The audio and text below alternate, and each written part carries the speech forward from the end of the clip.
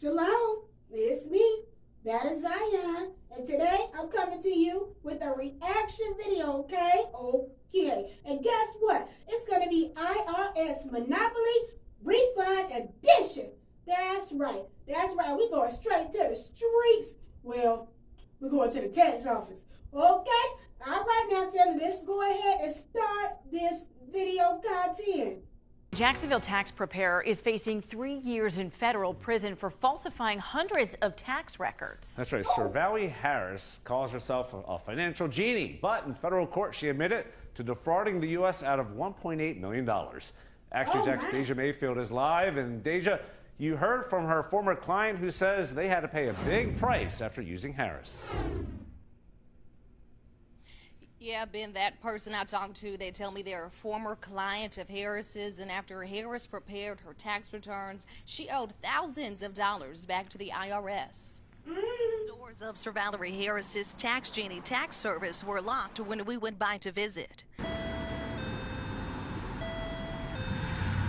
But according to IRS agents, the so-called Tax Genie wasn't granting wishes, but fraudulent tax returns instead. The U.S. Attorney's Office says since at least 2018... Stop it right there. They said the Tax Genie was granting fraudulent tax returns, family. And the bad thing about it is she was trying to help the public, but ended up having the public pay the IRS back too. So that's going to take us to our first precept, family, and that's going to be Leviticus 19, verse 35 through 36 from the Torah. And it states, "You shall do no unrighteousness in judgment, in measure, in weight, or in measure," family.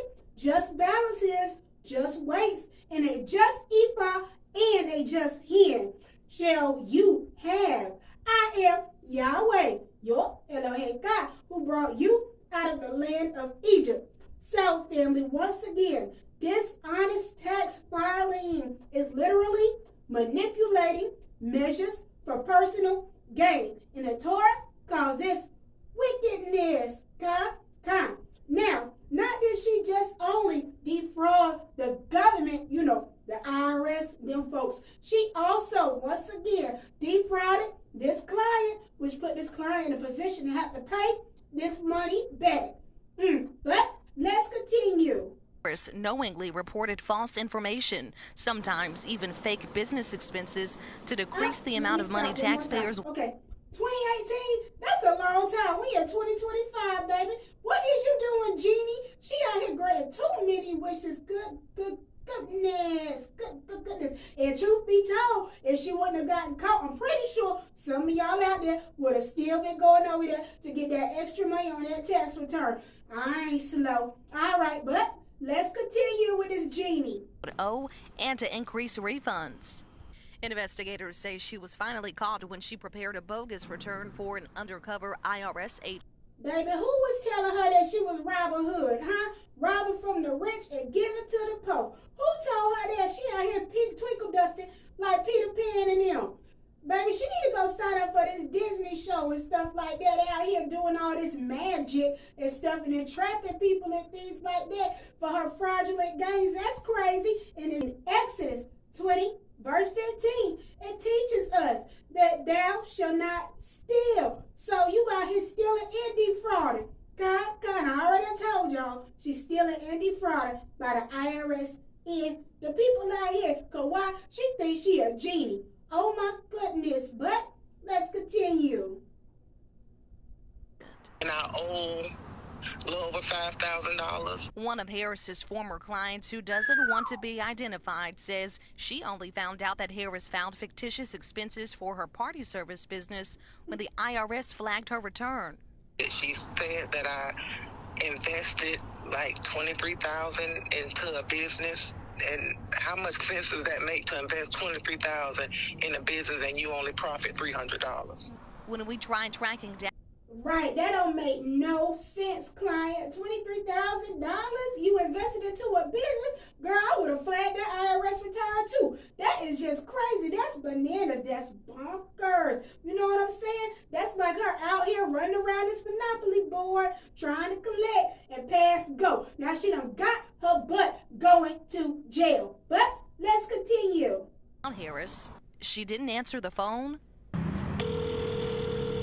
Oh, my. And no one came to the door. She could face up to 3 years in prison when she Y'all is know she sentenced ain't in answering that December. phone for y'all. I just knew that she would eventually get what she got coming to her, and then eventually I'd get my money back. And as for that former client, she tells me that she is still paying back that $5,000 she owes to the IRS. She's been paying $75 a month in monthly installments just to try and get that $5,000 taken care of. For local coverage, you can count on Deja Mayfield, Action News Jax. Po friend, po public, out there having to repay this $5,000 that she didn't have no choice but to repay because she entrusted herself to a tax preparer to help her financially according to the right thing to do, which is the law. And now you out here having to repay this money. Friend, if I was y'all and I saw this tax genie out there on the street, I would definitely call 911 and have her picked up. Because this woman paying this $75 per month, that ain't going to help pay that $5,000 off faster, honey. I'm just saying, the best way to help your situation, if you see her, point her out and make sure the popos come and pick her up. That way she can go ahead and pay back this $5,000 for you. That's what I would do, honestly. And our next precept is going to be Leviticus 19, verse 13. Thou shalt not oppress thy neighbor, nor rob him. The wages of a hired servant shall not abide with thee all night until the morning. Filing false returns is robbing the government, isn't it? And the clients, which I just mentioned, they got to pay this money back, right? Right. And it constitutes theft in the Torah law.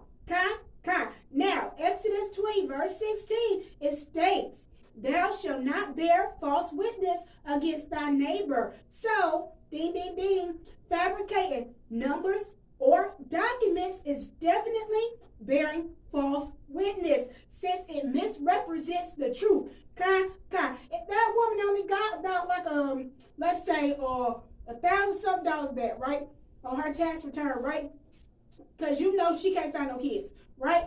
Now you out here saying she done all this, and probably claiming two dependents, girl, I don't know. But you did it where it's showing that she invested $23,000 into a business to get a good amount of lump sum back, right, from her tax return. That means you done sat there, woman, tax genie, and you done fabricated the daggone numbers to include her documents, right, in order to get that money, not just in that client's pocket, but especially in yours. And you know what, family? It is a beautiful thing. It's called what? TurboTax. That's what it's called, TurboTax. I use it. Y'all should too. You know what I'm saying? That way, if you do mess up on the tax return, it gives you this beautiful choice to definitely pay for a tax preparer. But I'm pretty sure it would have been cheaper than you going to the tax genie. Well, the genie that ain't really granting witches. Okay? So take it from me. That is Zion. Definitely do your own taxes if you can. And if you can't, get your money back. All y'all out there in Jacksonville, Florida, get your money back from this tax genie woman by putting her butt in jail and having the state pay you back. Because ain't no way I'm about to be paying $5,000 back and thinking I'm going to get it done with $75 a month. I ain't that stressed now. No, I ain't about to stress myself that much. No. However, this was Real Talk, Righteous Reaction with Baht Of Zion. Call me sometimes, Tax Genie, so I can help you get your life together. Shalom, Bearcat.